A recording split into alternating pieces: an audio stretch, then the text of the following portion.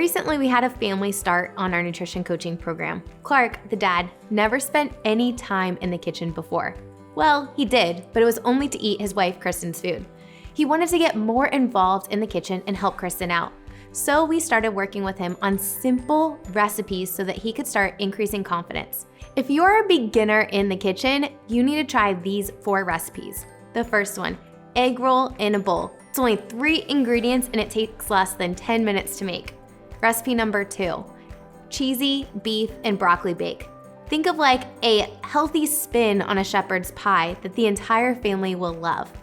The third one, and a super versatile recipe, is pulled chicken. You add chicken, taco seasoning, and salsa verde in a crock pot and let it cook for 4 to 6 hours. The last easy recipe is egg muffins.